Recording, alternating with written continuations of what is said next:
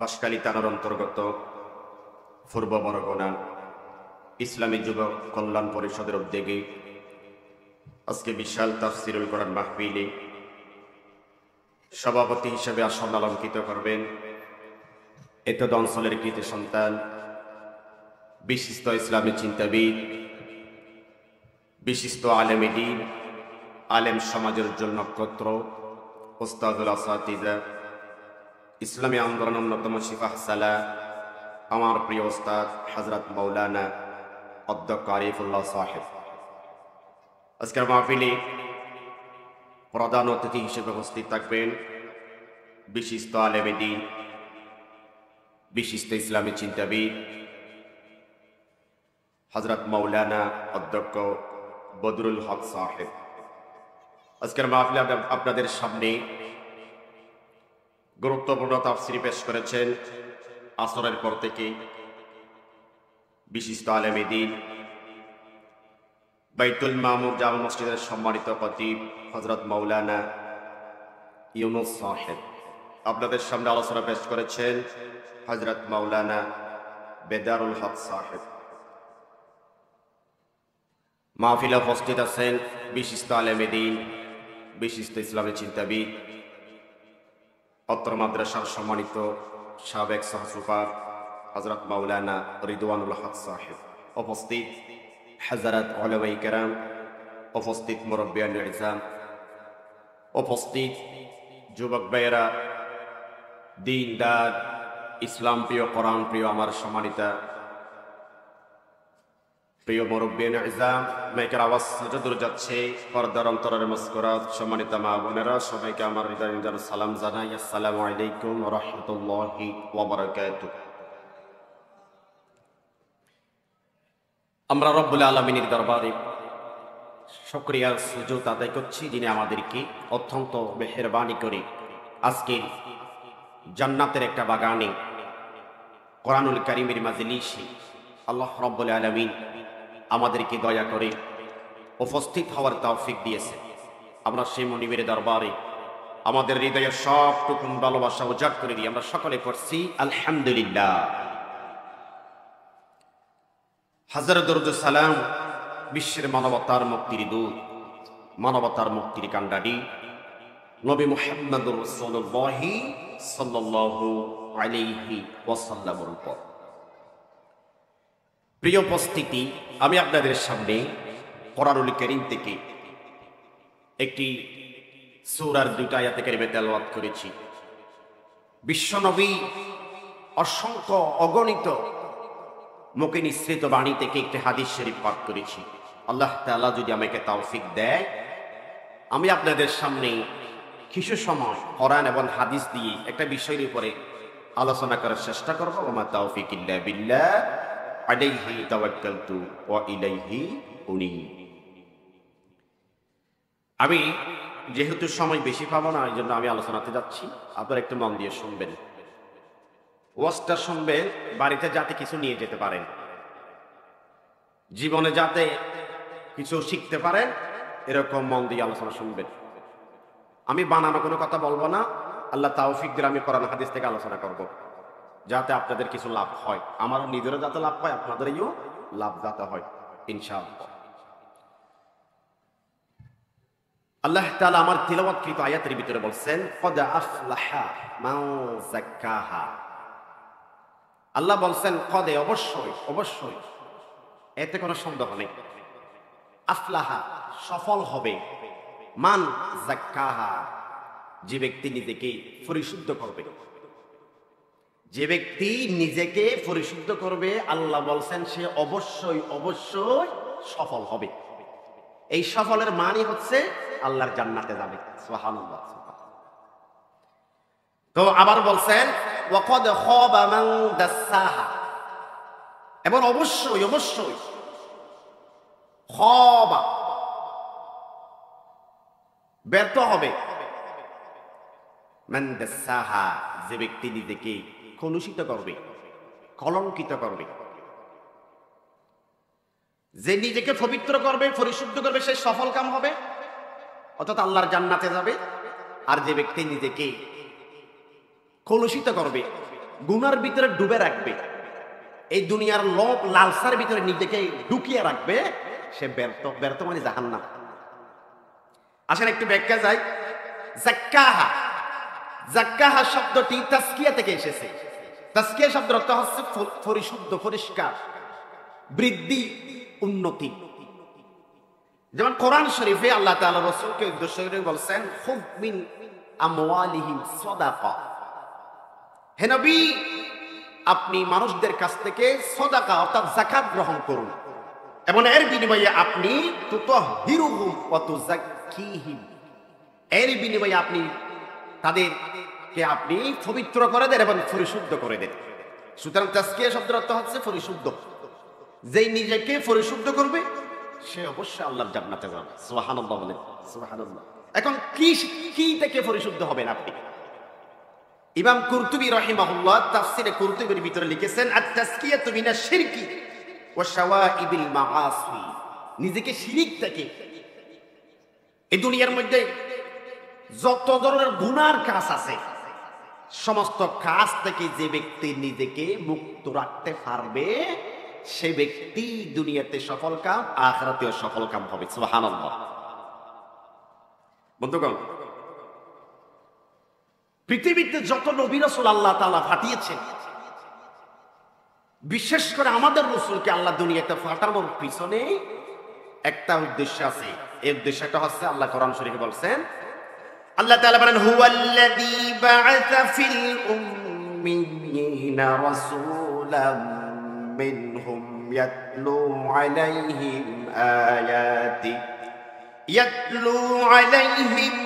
আয়াতিহি ওয়া ইউযাক্কিহিম ওয়া ইউআল্লিমুহুমুল কিতাবা ওয়াল হিকমাহ।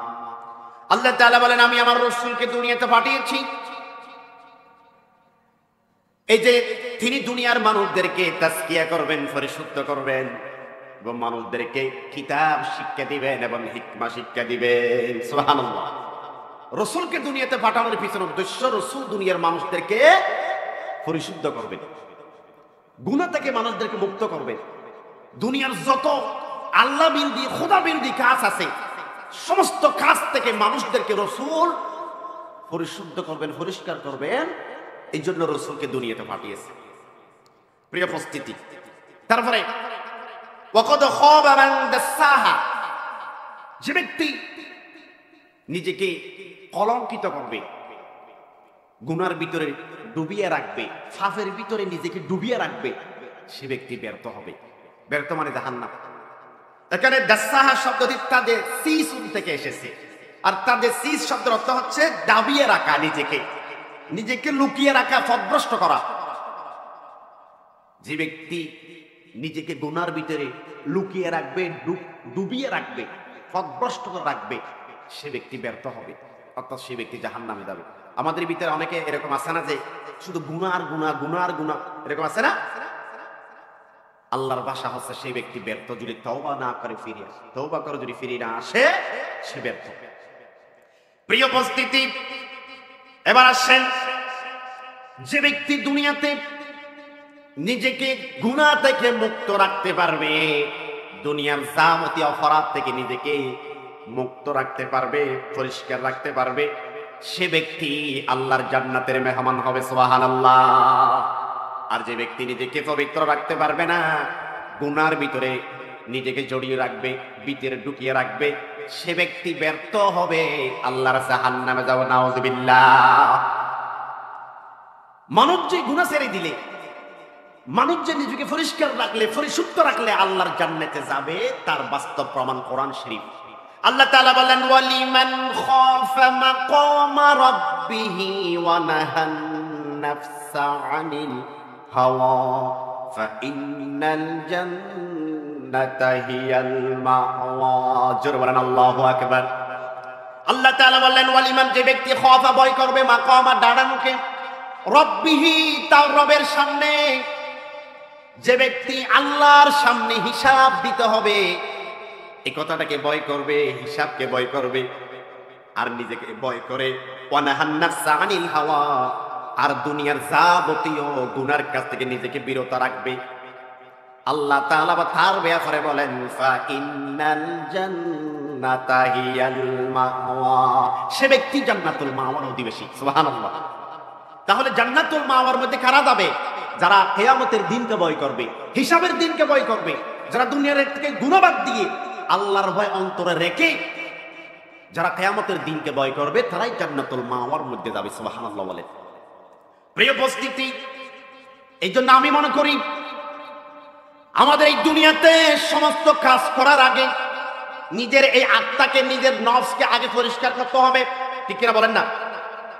অবন্ধু, দুনিয়ার অকল কিছু পরিষ্কার করার আগে আগে আপনার এই আত্মাকে, এই কলবকে, এই নফসকে পবিত্র করতে হবে। এটা ফরজ। কারণ আপনার নফস যদি পরিষ্কার না হয়, আপনার সবকিছু বরবাদ। ঠিক কিনা বন্ধুগণ? আজকে যাদের নফস পরিষ্কার নাই, কলব ঠিক নাই, তারা ইসলামকে নিয়ে, কোরআনকে নিয়ে, রসুলকে নিয়ে আজেবাজে কথাবার্তা বলছেন। ঠিক কিনা বলেন? কিন্তু যাদের এই নফসটা পরিষ্কার আছে, তারা ইসলামের বিরুদ্ধে, কোরআনের বিরুদ্ধে, আল্লাহ এবং রসুলের বিরুদ্ধে, আলেমদের বিরুদ্ধে কোনো কথা বলেন না। ঠিক কিনা? কিন্তু যাদের এই নফসটা পরিষ্কার নাই, যাদের এই কলবটা পরিষ্কার নাই, তারা আলেমদেরকে নিয়ে তিরস্কার করছে। শুনেন নাই আপনারা? অনেকে বলছে বাংলাদেশের মধ্যে আমরা মৌলবাদী বিশ্বাস করি না। বলে কি বলে নাই? বলেন না আপনারা? অনেকে বলছে দেশের মধ্যে আমরা মৌলবাদী বিশ্বাস করি না। আমি তাদের বলতেছি আজকের মাহফিল থেকে, আপনারা যে মৌলবাদী বিশ্বাস করেন না, আপনি জন্ম নেওয়ার পরে আজান কারা দিয়েছেন? এই মৌলবাদীরাই দিয়েছেন। ঠিক কিনা বলেন না? এবার আপনি যখন মারা যাবেন, আপনার জানাজা কারা পড়াবেন? এই মৌলবাদীরাই পড়াবেন। সুতরাং কথাবার্তা বলতে হুঁশ করে বলবেন। আপনার যদি আলেমদেরকে ভালো না লাগে, আপনার যদি মৌলবাদীদের ভালো না লাগে, আমি বলতে চাই যে দেশের মধ্যে আলেম নেই, আপনি সেই দেশের মধ্যে চলে যান। ঠিক কিনা? কিন্তু মুসলমান এদেশের মধ্যে থাকতে চান, আলেমদের ভালোবাসতে হবে, আলেমদের ইজ্জত দিতে হবে, আলেমদের সর্বোচ্চ সম্মান এদেশের মধ্যে আপনাকে দিতে হবে। ঠিক কিনা বলেন? যদি আলেমদের সম্মান দিতে না চান, ইজ্জত দিতে না চান, আল্লাহর কসম করে বলছি, আমরা ৭১ রক্ত দিয়েছি, ২৪ রক্ত দিয়েছি, আরেকটি বার যে রক্ত দিতে হয় আমরা দিতে প্রস্তুত আছি। কিন্তু দেশের মধ্যে আলেমদের বিরুদ্ধে কথা বললেই কোন বাংলার তাওহীদি জনতা সহ্য করবে না। ঠিক কিনা বলেন? আপনারা কথা বলতে হুঁশ করে বলবেন। কথাবার্তা বললে আপনারা বুঝিয়ে চিন্তা করে কথাবার্তা বলবেন। আপনাদের কোরআন ভালো না লাগে, আপনার সেই দেশে চলে যান যে দেশে কোরআন নাই। এদেশের মধ্যে থাকতে চাইলে আপনাকে কোরআনও ভালোবাসতে হবে, আপনাকে ইসলামও ভালোবাসতে হবে, বিশেষ করে আলেমদেরকে আপনাকে ভালোবাসতে হবে। ঠিক কিনা? আজকে কিছু কিছু মানুষ, বিশেষ করে রাজনৈতিক দলরা বলছেন যে আমরা ৭২-এ ফিরে যেতে চাই। বলে নাই? বন্ধু, আপনারা কেন ৭২-এ ফিরে যেতে চাচ্ছেন আমরা জানি। কারণ ৭২-এর সংবিধানের শুরুতে বিসমিল্লাহ লেখা ছিল না। ৭২-এর সংবিধানের শুরুতে রাষ্ট্র পরিচালনা মৌলিকতে আল্লাহর উপর পূর্ণ আস্থা এবং বিশ্বাস একটা লেখা ছিল না। সুতরাং আপনারা ৭২-এ ফিরে যেতে চাচ্ছেন, ৭২-এ ফিরে যেতে পারলেই বড় বড় বোতল খাওয়া যাবে। ঠিক কিনা? ৭২-এ ফিরে যেতে পারলেই এই দেশটাকে লুটে লুটে খাওয়া যাবে। সুতরাং আজকের মাহফিল থেকে সংশোধন করে দিতে চাই, সময় এখন পাল্টে গেছে। ঠিক কিনা বলেন? সময় এখন পাল্টে গেছে। এখন আর মুসলমানদের মাথার মধ্যে কাঁঠাল ভেঙে আর খাওয়া যাবে না। এখন বাংলার তাওহীদি জনতা সচেতন। এদেশের মধ্যে কোন গাদ্দার যদি, ফ্যাসিস্ট যদি আরেকটি বার যদি এদেশের মানুষদেরকে কষ্ট দিতে চায়, মামলা দিতে চায়, হামলা দিতে চায়, আলেমদেরকে ফাঁসির কাস্টে ঝুলাতে চায়, আপনারা হাসিনা থেকে শিক্ষা গ্রহণ করুন। হাসিনা সব করার যেই পরিণত হাসিনার হয়েছে, আপনাদের তার চেয়ে আর ভয়ানক পরিণত হতে পারে। ঠিক কিনা বলেন? সুতরাং সাবধান হয়ে যান, কথাবার্তা হুঁশ করে বলবেন। এদেশের মধ্যে ইসলাম আছে, ইসলাম থাকবে ইনশাআল্লাহ। এদেশের মধ্যে ইসলামের হুকুমত প্রতিষ্ঠিত করবো ইনশাআল্লাহ। প্রিয় উপস্থিতি, আবার আসেন, আমি বলছিলাম নফস নিয়ে কথা, আত্মা নিয়ে কথা। নফসটা কি? নফসটা মূলত হচ্ছে আমাদের ইচ্ছা শক্তি, কামনা বাসনা। মনে করেন আপনি নামাজ পড়ার জন্য যাবেন মসজিদে, কিন্তু আপনার নফসটা বলছে বাড়িতে নামাজ পড়ো। ইচ্ছা শক্তি মূলত নফস, সহজ ভাষায় নফস মানে হচ্ছে ইচ্ছা শক্তি। আপনি যাবেন মসজিদে, কিন্তু আপনার নফস বলতে বাড়িতে নামাজ পড়ো, মসজিদে যাওয়ার দরকার নাই। এটা নফস, ইচ্ছা শক্তির নাম নফস। তো নফস মূলত একটি, কিন্তু কালের পরিক্রমায় বিভিন্ন সময় বিভিন্ন রূপ ধারণ করে। এই জন্য অবস্থানের দিক দিয়ে নফস 3 প্রকার। নফস কয় প্রকার বলেন না আপনারা? অবস্থানের দিক দিয়ে নফস 3 প্রকার। নফসে আম্মারা, প্রতারক আত্মা। নফসে লাওয়ামা, অনুশোচনাকারী আত্মা। নফসে মুতমাইন্না, প্রশান্ত আত্মা। সুবহানাল্লাহ, সুবহানাল্লাহ। তো নফসে আম্মারা, এই নফসের অধিবাসীগণ যদি তওবা না করে মারা যায় জাহান্নামী। নফসে লাওয়ামা, তারা কিন্তু ঈমানদার। আর নফসে মুতমাইন্না, তারা ঈমানদারের ভিতরে 1 নাম্বার ঈমানদার। সুবহানাল্লাহ, সুবহানাল্লাহ। প্রিয় বন্ধুগণ, এবার আসেন আমি একটু ব্যাখ্যার দিকে যাই। 1 নাম্বার আসেন নফসে আম্মারা, প্রতারক আত্মা। প্রতারক আত্মা কি? নফসে আম্মারা কি? নফসে আম্মারা হলো তারা যাদেরকে দুনিয়াতে সবসময়, যাদের নফসে শুধু গুনার ভিতর ডুবিয়ে রাখে, শুধু চিন্তা থাকে, চেতনা থাকে আমি কিভাবে গুনাহ করতে পারবো। এরকম কিছু মানুষ নাই? শুধু গুনাহ চিনতে, শুধু চুরি করিবে চিনতে, শুধু হাইবে চিনতে, শুধু লুটতরাজ করিবে চিনতে, শুধু সাদাবাজি করিবে চিনতে, ঠিক না? হন না? তারা নফসে আম্মারার অন্তর্ভুক্ত। যাদের শুধু গুনাহ করার চিন্তা, যাদেরকে শুধু গুনার ভিতরে ডুবিয়ে রাখে, তাদের চিন্তা চেতনা শুধু গুনার গুনাহ। কিভাবে মানুষের ক্ষতি করব, কিভাবে মানুষের লস করব, কিভাবে আরেকজন ভাইকে ধোঁকা দেব, কিভাবে আমি চুরি করব, কিভাবে আমি ডাকাতি করব, কিভাবে আমি জেনা করব। এরকম চিন্তা চেতনা যে মানুষের, তাকে বুঝতে হবে আপনি নফসে আম্মারার অধিবাসী। নফসে আম্মারার অধিবাসী যদি তওবা না করে মারা যায় জাহান্নামী। হড় দেবে দেয়, হড় দেবে দেয়, জাহান্নামে যাবে। বন্ধুগণ, এই নফসে আম্মারা সবসময় মানুষদেরকে গুনার দিকে ডাকে, সবসময় ডাকে। এ হতো না চাই না, হারি ফেলে গিয়ে মারি ফেলে গিয়ে বুঝিবে দিবে। নফসে আম্মারার মানুষ, নফসে আম্মারা মানুষকে সবসময় গুনার দিকে ডাকবে। কোরআনুল কারীমের ভিতরে আল্লাহ তাআলা বলেন, ইন্নান নাফসা লাআম্মারাতুম বিসসু। ইন্নান নাফসা, নিশ্চয় নফস, লাআম্মারা আদেশ করে, নির্দেশ করে, বিসসু খারাপের দিকে। নিশ্চয়ই এই নফসটা মানুষের সবসময় খারাপের দিকে ডাকবে। গুনার দিকে যদি কোনো মানুষকে ধাবিত করে, বুঝতে হবে আমার নফসটা নফসে আম্মারা। নফসে আম্মারা যদি কোনো মানুষের নফসটা থাকে, তওবা না করলে মারা গেলে জাহান্নামী। বুঝতে পারছেন কথা? বন্ধুগণ, এবার আসেন এই যে নফসে আম্মারার কিছু উদাহরণ দিচ্ছি। আমি আপনি মনে করি দুনিয়াতে সব কিছু শুধু শয়তানে করায় আমাদেরকে, কিন্তু বন্ধু আমাদের সবচেয়ে বড় শত্রু এই যে বউডির ভিতরে আছে, তা আমরা চিন্তা করি না। কোনো কিছু হলে শুধু দোষ দিই শয়তানের, অথচ শয়তানের চেয়ে বড় শত্রু আমাদের এই শরীরের ভিতরে আছে, এটার দোষ আমরা দিতে চাই না। দেখেন না, আপনারা জানেন আদম আলাইহিস সালামের সন্তান কাবিল যখন হাবিলকে হত্যা করেছিল, একজন নারীর ফাঁদের মধ্যে পড়ে। ঘটনা শুনেন না আপনারা? আকলিমের জন্য এই আদম আলাইহিস সালামের সন্তান কাবিল হাবিলকে একজন নারীর জন্য হত্যা করেছিল, নারীর ফাঁদে পড়ে। পরবর্তীতে আল্লাহ রাব্বুল আলামিন কুরআনুল কারীমের ভিতরে এই ঘটনাটা উল্লেখ করে দিয়েছেন আর বলছেন, কাবিল যে হাবিলকে হত্যা করেছে, মূলত ভাইকে হত্যা করার জন্য উদ্বুদ্ধ করেছে কাবিলকে তার নফস। কোরআন শরীফের ভিতরে আল্লাহ বলেন, ফাতাওয়াআত লাহু নাফসুহু ক্বাতলা আখি। আল্লাহ বলেন কাবিলকে তার ভাইকে হত্যা করার জন্য মূলত তার নফসে তাকে উদ্বুদ্ধ করলো, সাহস জুগিয়ে দিল। তাহলে এখানে কাবিল হাবিলকে হত্যা করেছে নফসের কারণে, নফসের দোষ। এটা আল্লাহ শয়তানের দোষ না দেয়, আবার শয়তানের দোষ নাই দিন আছে, কিন্তু শয়তানের থেকে বড় দুশমন আমাদের জন্য, মানব দেহের জন্য আমাদের নফস। আপনারা জানেন মুসলমান, হযরত জুলাইখা ইউসুফ আলাইহিস সালামকে চরিতার্থ করতে চেয়েছিল। এগুলো লম্বা কাহিনী, আপনারা জানেন। ইউসুফ আলাইহিস সালামকে বিনা দোষে জেলে দিল, 7 বছর জেলে ছিলেন। জেল থেকে বের হলেন, একজন কোলের বাচ্চার সাক্ষীর মাধ্যমে ইউসুফ আলাইহিস সালাম পবিত্র হলেন। সুবহানাল্লাহ। একজন কোলের বাচ্চা সাক্ষী দিয়ে দিয়ে ইউসুফ নির্দোষ। এখন বন্ধু, কোলের বাচ্চার সাক্ষীর মাধ্যমে যখন ইউসুফ আলাইহিস সালাম পবিত্র ঘোষণা হলেন, আচ্ছা ওনারা হজে এখন আর বলে হ্যাঁ মিথ্যা তো করতে পারবে না, ওনারা মাতিক তেল কেন মিথ্যা বলতে পারবে না।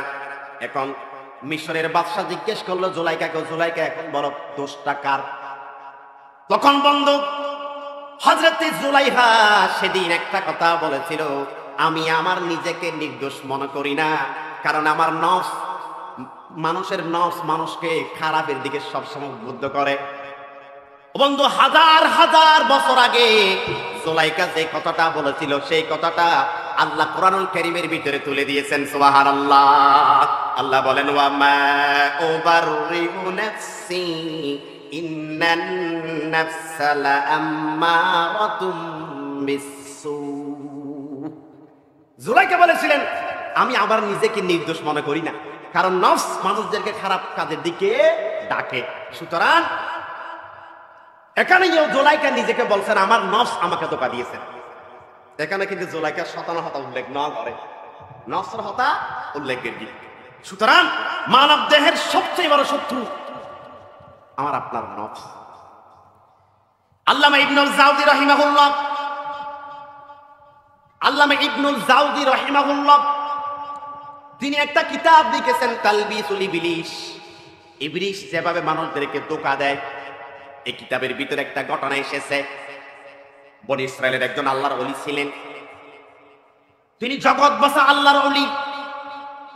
তিনি দুনিয়াতে গিয়ে একজন আল্লাহর ওলি, দুনিয়ার সাথে তার কোনো সম্পর্ক ছিল না, কিন্তু দেখা গেল তার এলাকার মধ্যে কিছু মানুষ একটা গাছের পূজা করত। কি এর পূজা? গাছের পূজা করত। কিছু লোক এসে খবর দিলেন হুজুর আপনি ঘরে বসে বসে আল্লাহর জিকির করতে লাগলেন, আর ওদিকে মানুষরা গাছের পূজা করে।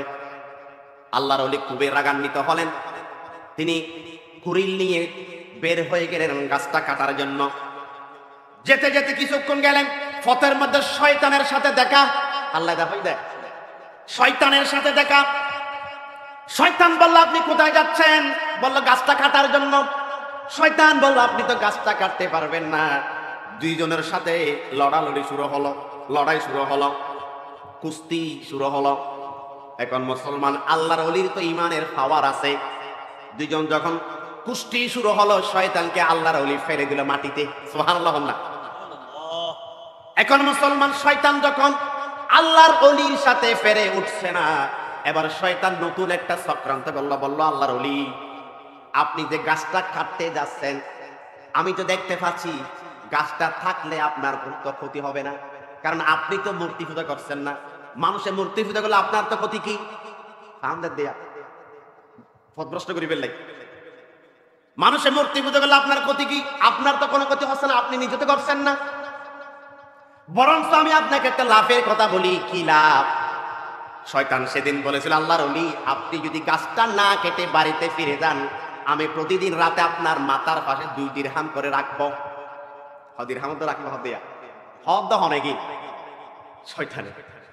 এখন উজুরি এই হুজুর না বাড়িতে চক্রান্ত উজুরে তার চক্রান্ত রাজি ওই দিরহামর লোভত ছড়ি। আহা মূর্তি পুজোরে বলে ফসল দিয়ে করা দাঁড়িয়ে সেই উজুরের ইমান আছে না হংসে কিনলে না দিই মূর্তি পুজোরে ফসল দিয়ে আগে ঈদের লোভত ছড়ি এই মানে আগে। এখন মুসলমান বাড়িতে চলে আসলেন। একদিন রাতে 2 দিরহাম এসে শয়তান দিলেন, পরদিন থেকে আর দিচ্ছেন না। এখন আল্লাহ রইলে হতে কিনিতে একদিন দিয়ে আনতে, পরের দিন বলে কোদালিয়ান লই আবার বাইরে গিয়ে গাছে হাড়ি বেললাই। আধা বছর যখন গিয়ে শতানে লক বইয়া হঠাৎ দেখতে একজন দে হয়তো গাছে হাড়ি গেলে শতানে আমাদের হাড়ি মেরিবেন, হাইটন দে হাড়ি মেরিবেন দোনোজন বাজ্যে। এবার বন্ধুরে দোনোজন যখন বলে বাজ্যে, আগে তো আল্লাহর ওলি শয়তানের ফেলাই দিয়ে, এখন ইমান না থাকার কারণে শয়তান আল্লাহর ওলির ফেলাই দিয়ে। নাউযুবিল্লাহ। ইমান তো অত ধ্বংস হয়ে শতানের হাম শতানে আজর করে ফেলি। বন্ধুগণ শয়তানের কাজ শয়তানে আদায় করে নিয়েছেন, ইমান ধ্বংস করে দিয়েছেন, গাছটাও কাটতে পারেন নাই, লোভের মধ্যে পড়ে। কোরআন শরীফের ভিতরে আল্লাহ তাআলা বললেন শয়তানের চক্রান্ত বড় চক্রান্ত। শয়তান মানুষদেরকে পথ দেখায় খারাপ কাজের, ইমান ধ্বংস করে দেয়। আর ধ্বংস করে দেওয়ার পরে বলে আমি তোমার সাথে আর নাই, কোরআন শরীফের ভিতরে আল্লাহ তাআলা বললেন ইদ ক্বালা লিল ইনসানিল নিকফুর ফালাম্মা কাফারা ক্বালা ইন্নী বারীউম মিনকা ইন্নী আখাফুল্লাহ রাব্বাল আলামিন। শয়তানে বলে মানুষের হদে আল্লাহ আল্লাহ কুফরি কর। যখন বলে কুফরি করে তখন শয়তানে হদ বলে আয় তোর ঘর নাই, আয় আল্লাহরে বেশি ভয় করি। শয়তান ধরে মানুষের চক্রান্ত দিবস সময় হদ চক্রান্ত কর, নামাজ না হরিতে পারে, কিন্তু বান্দা যদি নামাজ না পড়ে সারি দে গুনার হাজ করে শয়তান কিন্তু আর নতায় বড় কথা হাম বানাই দিই, আয় রান নাই, আয় আল্লাহরে ভয় করি। বন্ধুগণ, আমাদেরকে এই শয়তানের থেকে এই নফসকে বেশি ভয় করতে হবে। কারণ ওই যে আল্লাহর অলির শয়তান যখন বলে হই আই তোরে 2 দিরহাম তোরে দিও শয়তান দেখাই দিয়ে, তো আল্লাহর অলির নফস বলে হদ দেয় কত শয়তান তো বালা হই গাছিবা না হারিয়ে রাম ক্ষতি কি অনতন করতে লাগবে এই হদ দেয় না নফস হদ দেয় তো আমার তারা 2 দিরহাম তোরে পাইবে না, লাভ হবে না, সুতরাং করা যাবে শয়তান দেখা দিয়ে নফস হদ দেয় হাম্মান না করো তোর দর্শনিয়া আল্লাহ বেশি অলিবের লাহনে বেশি কি দিয়া নফস হন নাওয়া শয়তানে বেশি কি দেয়, 10 মিনিট কি নফসকে কি দেয় নফসে। সুতরাং শয়তানের সেই বড় শত্রু আমাদের নিজের নফস। অথচ বন্ধু কোনদিন তো বলি নাই, যদি জিজ্ঞেস করা হয় নামাজ কেন পড়া নাই, বলে শয়তানের ধোঁকা দিয়েছেন পড়তে পারি নাই। জীবনে কোনো মানুষ বলেন নাই যে নফসের কারণে পড়তে পারি নাই, কোনদিন হই না হই। এই আর একখান হতনরা হন চাই আর আজ যখন হাজম মাদি শুধু শয়তানের দোষ দিই, এই সে শয়তানের হন হদ নষ্ট করি হন আমরা হন্দা শয়তানের আগত দুনিয়া তার হন শয়তান আসিল না ওয়া শয়তানের আগত দুনিয়া তার হন শয়তান আসিল, তো শয়তানের হন হদ নষ্ট করি নিশ্চয় তার নফস।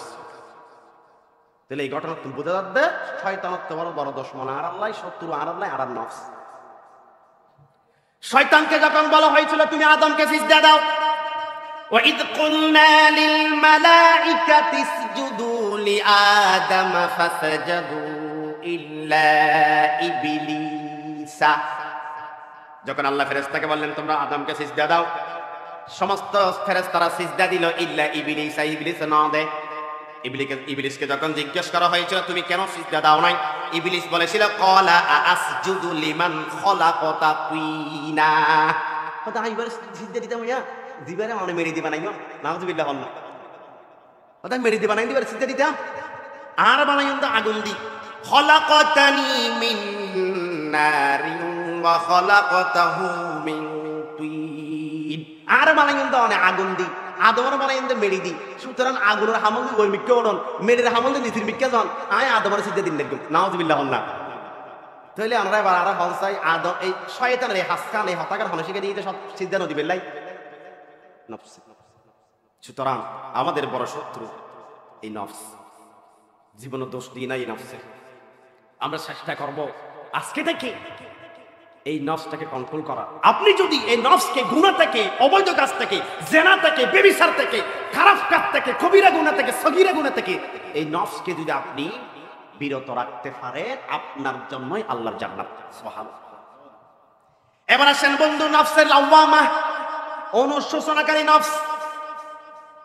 অনুশোচনাকারী নফস বলতে আপনি গুনার কাজ করেছেন, আপনার নফস আপনাকে বলছেন হাই রে আমি কেন গুনাহ করলাম, আপনাকে ধিক্কার জানাই।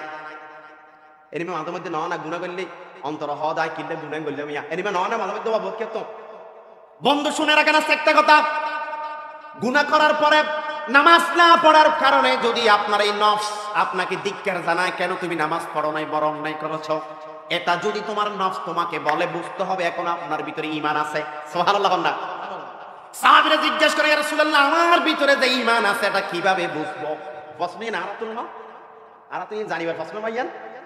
ইয়া রাসূলুল্লাহ আমার ভিতরে যে ঈমান আছে আমি কিভাবে বুঝবো? আল্লাহ রাসূল বলেছিলেন ইযা সাররাকা হাসানাতু ওয়া সাআতকা সাইয়্যাতু ফাআনতা মুমিনুন। আল্লাহ রাসূল বলেন তুমি ভালো কাজ করছো, তোমার অন্তরে আনন্দ লাগে, তৃপ্তি লাগে, মজা লাগে, ভালো লাগে।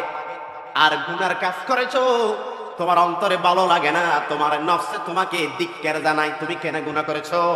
তাহলে বুঝতে হবে তুমি মুমিন। সুবহানাল্লাহ। আজকে তো একটা কথা মনে লাইবেন আর তো না তো ইমান আছে কিনা ইয়া বুঝতে পারিবেন কেন হনসাই আজ এত বুঝতে পারিবেন যে ইমান আছে কিনা। অনেকে এত যদি বালা হাজ করি মজা পাইলে বুঝিবেন যে ইমান আছে, গুনার হাজ করি আর নফস যদি আর দিক্কার জানে কিল্লা গুনাহ লাগিতে এর মধ্যে যদি দিক্কার জানা বুঝিবেন যে ইমান এখনো আছে। কিন্তু গুনাহ করার পরে মুসলমান নামাজ না পড়ার পরেও আপনার এই নফস যদি আপনাকে সংশোধন না করে, দিক্কার না জানায়, বুঝতে হবে ইমান মরে গিয়ে। ইমান কি গিয়ে ইমান শেষ গিয়ে। বন্ধুগণ, আপনি অন্যায় করেছেন, অবিচার করেছেন, হারাম খেয়েছেন, দুনিয়াতে অপরাধের কাজ করেছেন, গুনার কাজ করেছেন। আপনার এই নফসের ভিতরে যদি অনুশোচনা হয়, হায় আফসোস আমি কেন গুনাহ করলাম,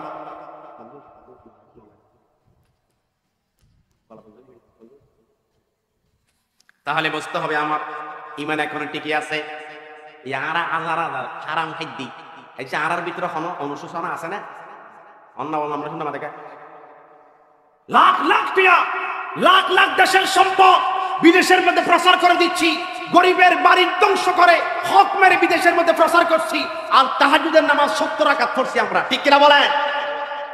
এই যে মানুষের হক মারে হাইলে তাহাজ্জুদ নামাজ নয়, এনে জীবনভর মক্কা মদিনাত বইটা হলো হজ করলে হক লাভ হবে না? আমি হয়তো ডেইলি রাইতের ভিতরে হয়তো 70 রাকাত হয়তো তাহাজ্জুদ নামাজ পড়ি, সোর মধ্যে 1 নম্বর হল না, ঠিক কিনা হল না?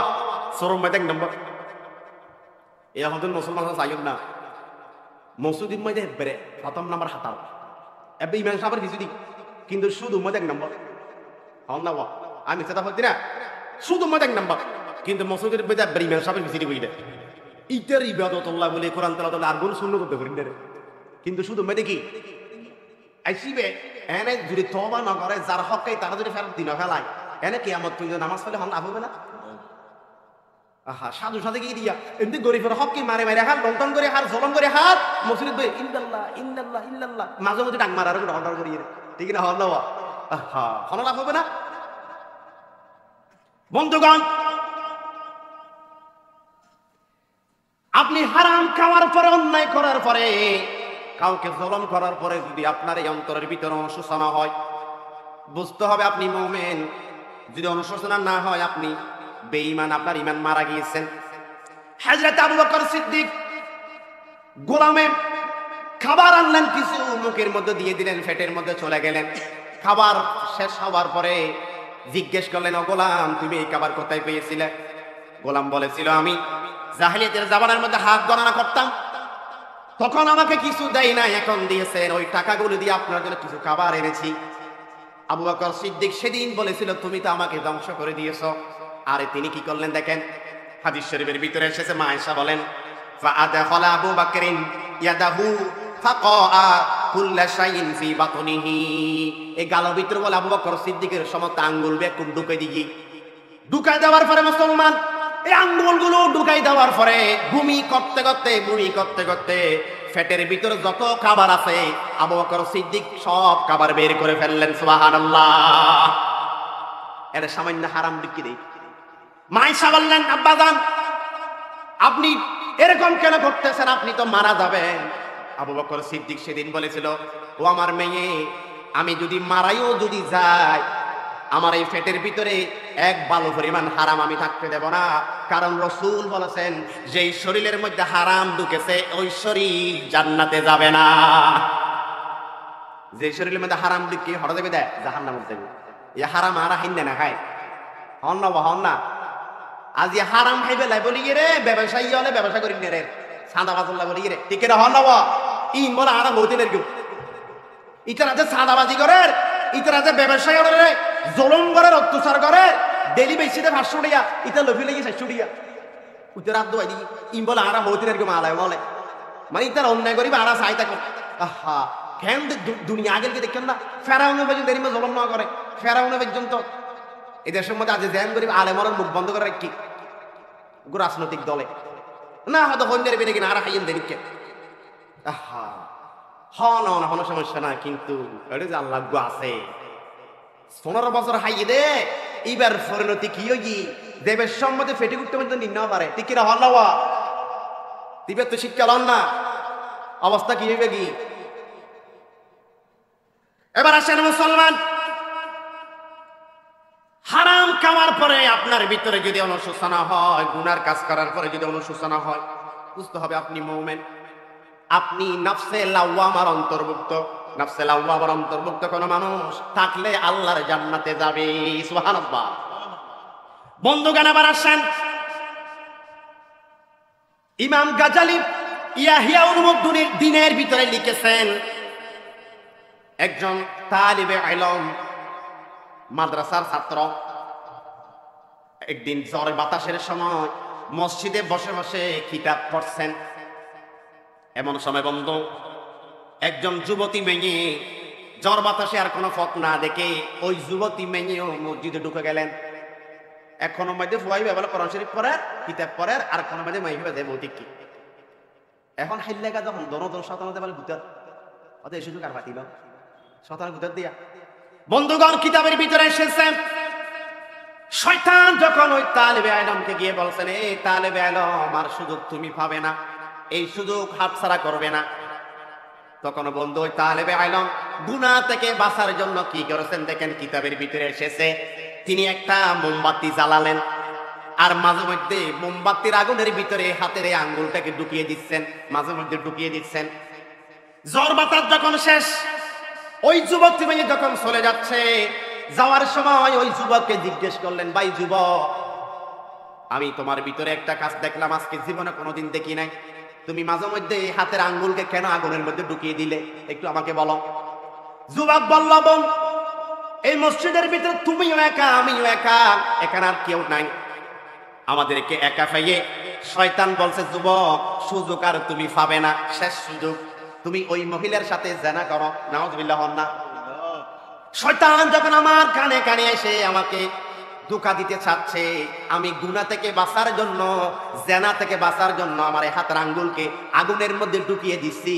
আমি আমার আঙ্গুলকে বুঝাচ্ছি, হে হাতের আঙ্গুল, তুমি যদি জেনা করো, আজকে তো দুনিয়ার আগুনের মধ্যে তুমি জ্বলছো, তুমি যদি জেনা করো, কাল কিয়ামতের ময়দানে জেনার কারণে জাহান্নামের আগুনের মধ্যে তোমাকে জ্বলতে হবে। সুতরাং তুমি আগুনকে ভয় করো, মেয়ের সাথে জেনা থেকে বিরত থাকো। সুবহানাল্লাহ। অদাই জেনাত তো বাঁচিবেলাই, শয়তানাত তো কাতুন বাঁচিবেলাই, গুনাত তো বাঁচিবেলাই, আঙ্গুলি বেরে ওর মধ্যে ঢুকে দিয়ে দি। আল্লাহু আকবার। আইদ তো অনেক বিরত থাকেন না হামাদিন। এই বলতে নফস লাওয়ামার অন্তর্ভুক্ত, নিজের ভিতরে অনুতপ্ত, গুনাহ নগর কেউ, গুনাহ করতাম না, বন্ধুও ডাকে তো মদ খাইবেন লাই, হইবেন না মদ খাইতাম নয়, নফসে লাওয়ামার অন্তর্ভুক্ত, জান্নাতে যাবেন মারা যাইলে। ইমাম গাজালি নাম হইল ননরা, নাম নো ইমাম গাজালি ইতিহাসের একজন বড় দার্শনিক আছেন, হাজার হাজার কিতাব লিখতে ইমাম গাজালি। ছোটকালে একদিন এই ঘটনাটা আপনি পাবেন, ইমাম ইবনে কাসির বিদায় ওয়ান নিহায়ার ভিতরে লিখেছেন। বন্ধুরে, ইমাম গাজালি রাহিমাহুল্লাহ ছোট বয়সে মাদ্রাসায় যাচ্ছে, কিতাব হাতে নিয়ে, কিতাবের ভিতরে এসেছে, তিনি মাদ্রাসায় যাওয়ার পথে প্রতিদিন তাকে একটা মেয়ে ডিস্টার্ব করত, প্রতিদিন ডিস্টার্ব করতো একটা মেয়ে, চরিতার্থ করার জন্য, খারাপ কাজ করার জন্য প্রতিদিন আহ্বান করতো তাকে। কিন্তু ইমাম গাজালি রাহিমাহুল্লাহ তার ডাকে সাড়া দিতেন না। একদিন একটা ফন্দি করলো ওই মেয়েটি, আর একজন বান্ধবীকে বাড়া করলো, বললো, বান্ধবী, ইমাম গাজালি যখন এই পথ দিয়ে যাবে, তুমি তাকে বলবে ওই যে একটা কুটেঘর, কুটেঘর ভিতরে একজন মেয়ে বেশি কষ্ট পাচ্ছে, একটু পানি ভাড়া দিতে হবে। খারাপ পাস করে বলে বেল মারি লেগে দেড়িয়া। এখন ইমাম গাজালি যখন বের হলেন, বান্ধবী এসে বলল, ও হুজুর, ওই বাড়িতে একজন মেয়ে বেশি কষ্ট পাচ্ছে, আপনার একটু পানি ভাড়া ফেলে ভালো হয়ে যাবে। এসে পানি ভাড়া ডাকতে না মানুষ না মাথা। এখন বন্ধু ইমাম গাজালি তো আল্লাহওয়ালা মানুষ, তিনি চলে গেলেন বাড়িতে তাড়াতাড়ি পানি ভরা দেওয়ার জন্য। বাড়িতে ঢুকার সাথে সাথে দরজা বন্ধ, মেয়ে জৈব দেয় রাগিয়ে দরজা বাঁধি দিই। এখন ওই ঘরের ভিতরে দুইজন, একজন ইমাম গাজালি আর একজন ওই মহিলার কেউ নাই। এখন ওই মহিলা যখন ইমাম গাজালিকে যখন খারাপ কাজ করার জন্য আমন্ত্রণ করলো, তখন ইমাম গাজালি কি করলো, আল্লাহর কাছে সিজদায় পড়ে গেল, রব্বুল আলামিন আমাকে আপনি বাঁচান, ইব্রাহিম ইউসুফ আলাইহিস সালামকে যেভাবে আপনি বাঁচিয়েছেন আমাকে বাঁচান। আল্লাহর কাছে দোয়া করলেন, সাথে সাথে আল্লাহ রাব্বুল আলামিন সেই ইমাম গাজালির মাথার মধ্যে একটা বুদ্ধি দিয়ে দিল। তখন ইমাম গাজালি ওই মহিলাকে বলল, বোন আমি তোমার কথা রাজি, তবে আমাকে একটা শর্ত আছে। আমার কি শর্ত? আমি একটু হাজত ছাড়ার জন্য যাব, টয়লেটে যাব। টয়লেট ইংরেজি হতে না, বুঝতে পারলাম। আমি একটু টয়লেটে যাব। এখন ইমাম গাজালি বন্ধু গুনাহ থেকে বাঁচার জন্য দেখে আজকে আমি আপনি তো সামনে মেয়ে ফেলে হতে নহ আর লেগে ভাই, কিন্তু ইমাম গাজালি দেখেন বন্ধুরে গুনাহ থেকে বাঁচার জন্য তিনি পায়খানায় চলে গেলেন। আর পায়খানার মধ্যে গিয়ে নিজের গোটা শরীরের মধ্যে পায়খানা মেখে ফেললেন। আল্লাহু আকবার। গোটা শরীরের মধ্যে বলে পায়খানা মাখি ফেলে হবে। এখন পায়খানা মাখি মেয়ে সামুদে এসে হাত ধরিবে না, হল যায় গুণত্ব মাসিবিল্লাহ কি পদ্ধতি বলে মনে করে গিয়ে চিন্তা করেছেন। আল্লাহু আকবার।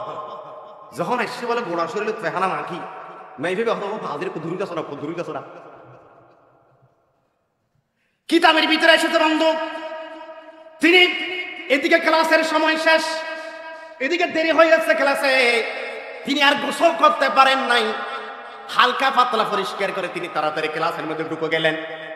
তিনি যখন ক্লাসে ঢুকলেন সাথে সাথেই ক্লাসের শিক্ষক ঘোষণা করে দিলেন, এই ক্লাসের ছাত্ররা তোমরা আমাকে একটা কথা বলো, এই মুহূর্তে ক্লাসের মধ্যে কে ঢুকেছে? কারণ আমি আমার নাকের মধ্যে মেশকে আম্বরের খুশবু পাচ্ছি। সুবহানাল্লাহ। ওদের ক্লাসে খানো ঢুকে হওয়ার নাকের মধ্যে আমি মেশকে আম্বরের খুশবু পাই। ছাত্ররা ইতার হাতে থাকতো না পারিবার হাতে থাকলে তোমাদের হওয়া খুশবু পাওয়া। শেষ পর্যন্ত ইমাম গাজালে হাতে যখন গিয়ে দেখে দিবার গা তো বাইরে। সুবহানাল্লাহ। সমস্ত ঘটনা শুনালেন উস্তাদকে।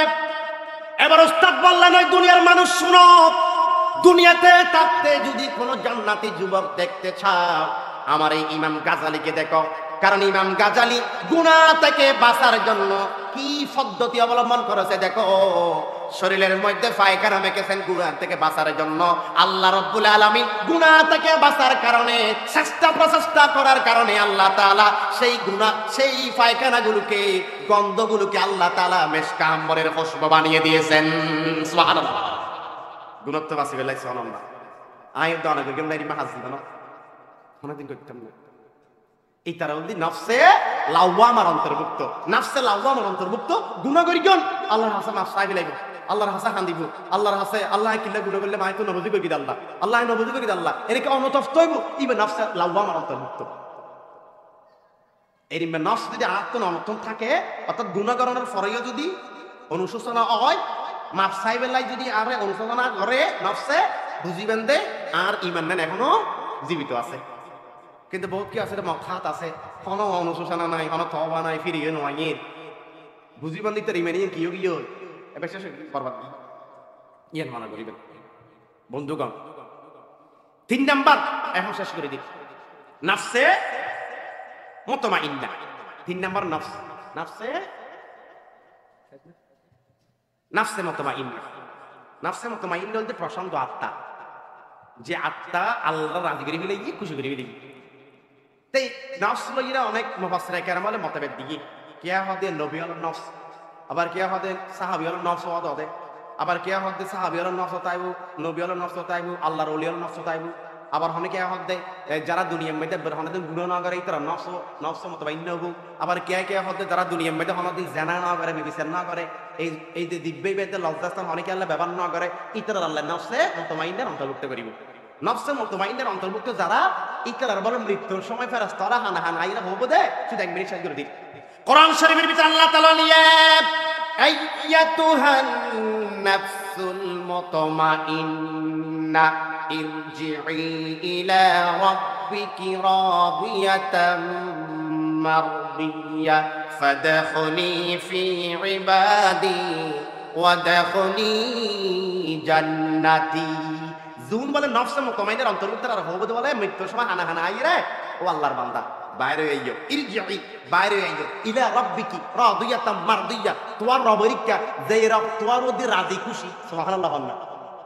ফাদখুলি ফি ইবাদি, আল্লাহর নেককার বান্দার লিস্টের মধ্যে ঢুকিয়ে দেওয়া হবে। ওয়াদখুলি জান্নাতি, এবং আল্লাহর জান্নাতের মধ্যে প্রবেশ করে দেওয়া হবে। সুবহানাল্লাহ, সুবহানাল্লাহ। যতটুকু আলোচনা করি আল্লাহ আর আমরা বেক করে এই মত বুঝি বলে আমরা তৌফিক দাও আর আমিন হই। আসসালামু আলাইকুম ওয়া রাহমাতুল্লাহ।